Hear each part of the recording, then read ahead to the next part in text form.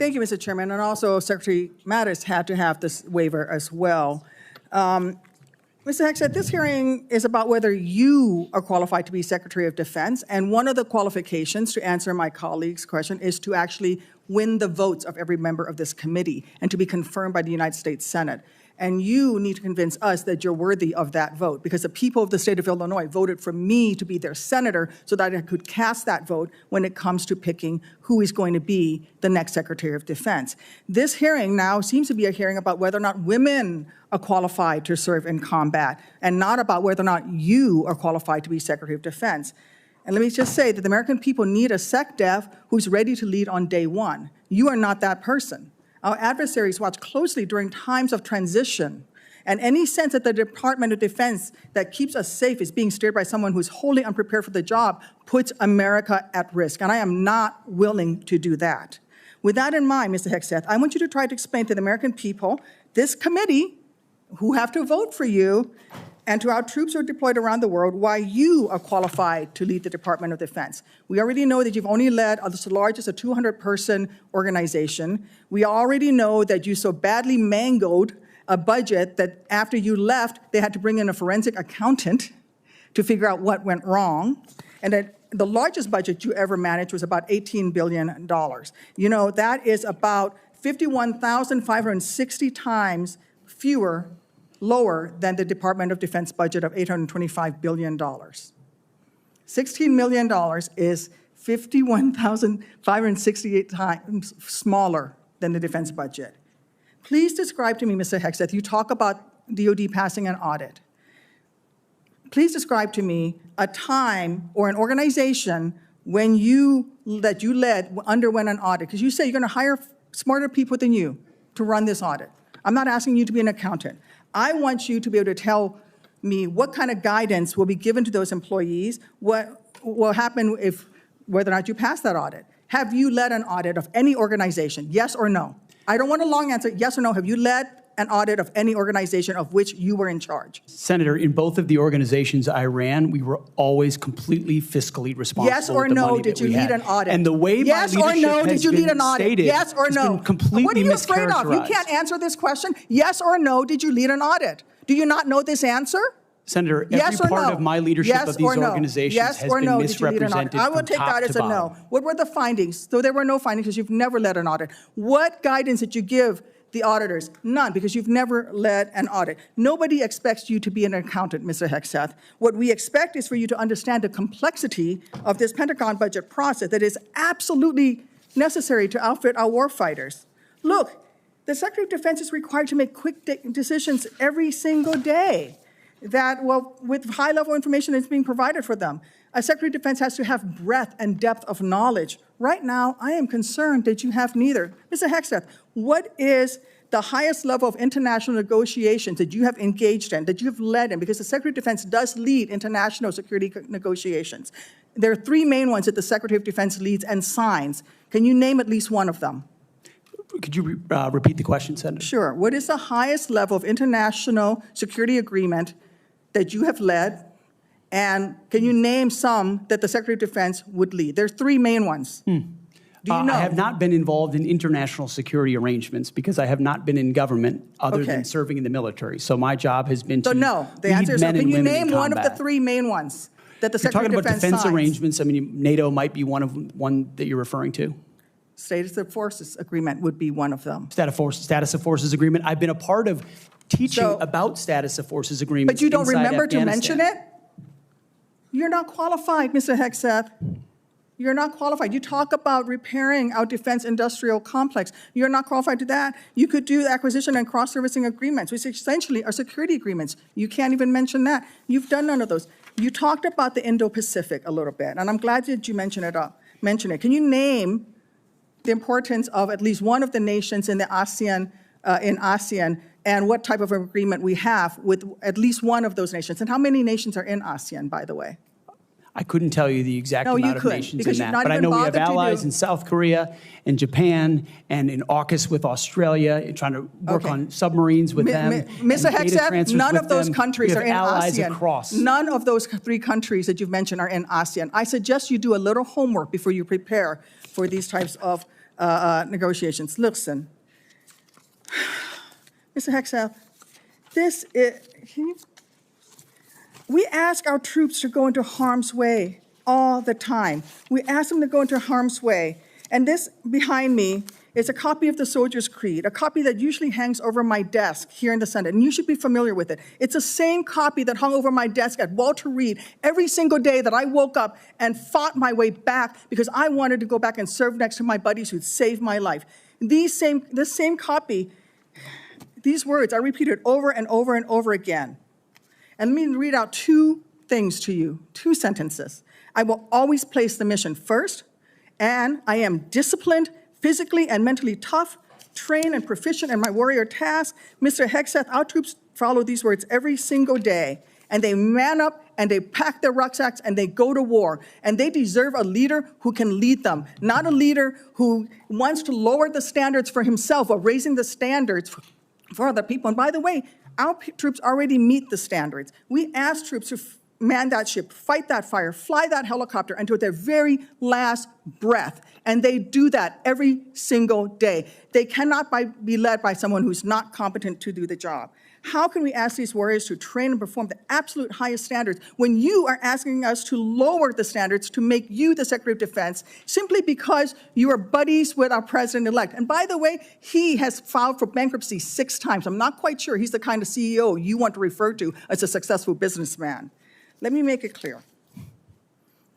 You can't seem to grasp that there is no U.S. military as we know it without the incredible women that we serve.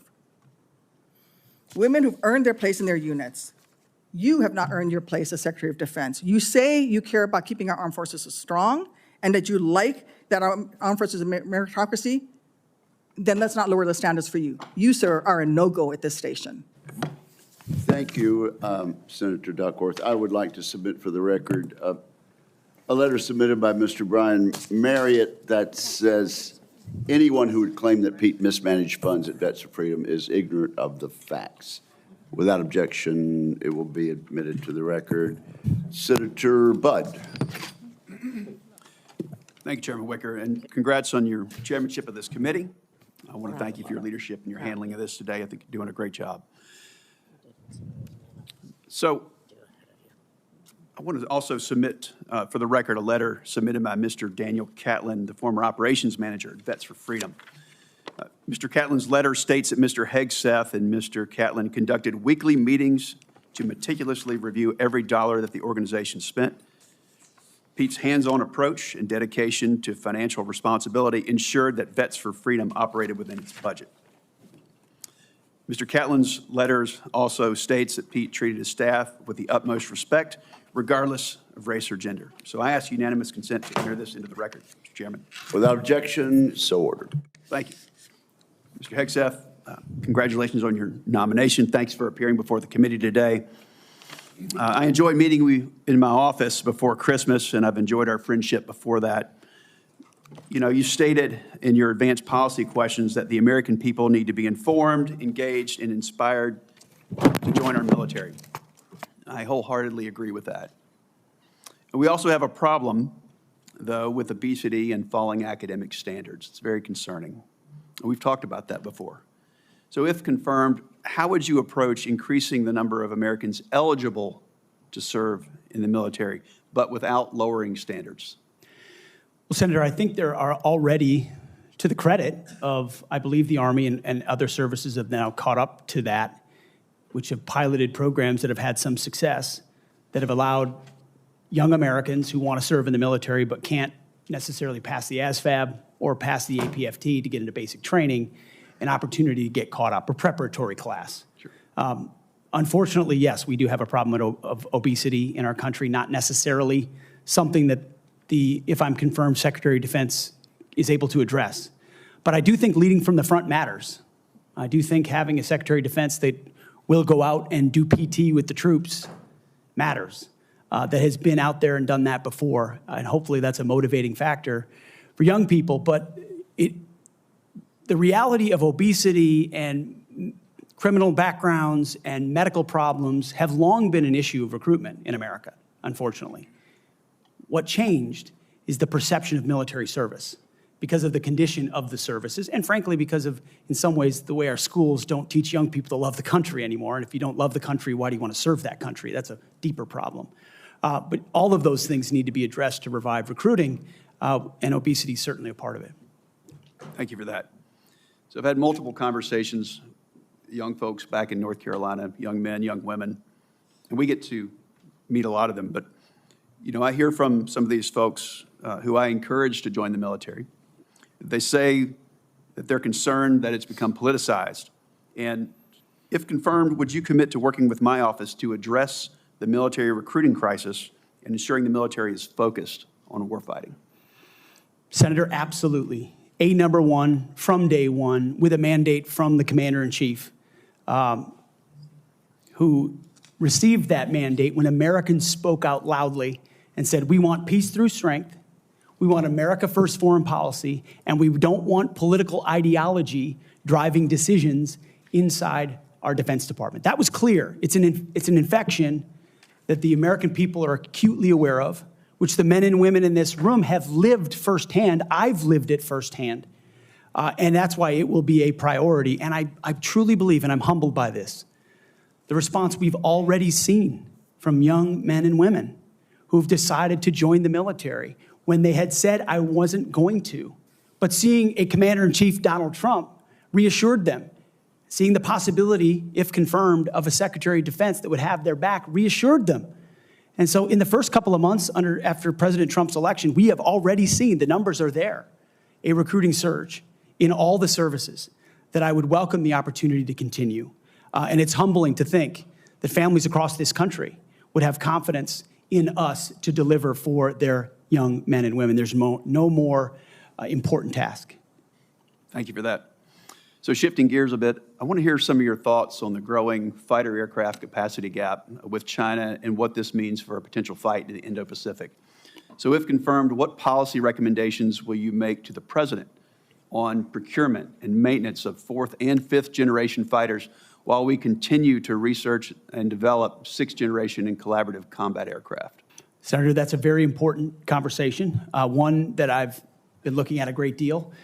A lot of it, just to be clear, involves classifications and understanding precisely cost and capabilities, including capabilities of enemy systems, both not just fourth and fifth, but potential sixth generation, which we've already seen a prototype released from the Chinese. That's a dangerous development, considering at least the publicly understood condition of NGAD, which I look forward to the opportunity to looking underneath the hood on that.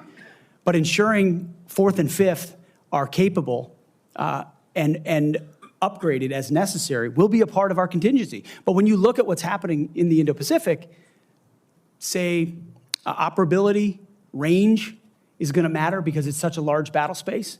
That will all factor in decisions that are made. And that's where I feel, frankly, a little bit liberated, is that I didn't work at Lockheed or any number of, pick a defense contractor. I didn't mean to point one out in particular. Pick any. I haven't.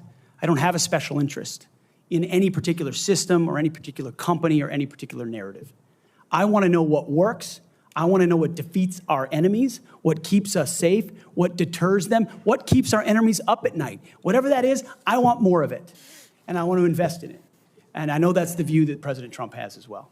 Thank you. You know, some have commented recently about the need to eliminate immediately a manned aircraft. So I'd say maybe one day, but that day's not now, and certainly not before 2027, especially in the Indo-Pacific. So if confirmed, will you commit to work with my office in this committee to ensure the proper mix of fighters, manned and unmanned? I look forward to working with you on that, Senator, because unmanned will be a very important part of the way future wars are fought. Just the idea of survivability for a human being drives cost and time in ways that unmanned systems do not. But I look forward to that conversation, Senator. Thank you.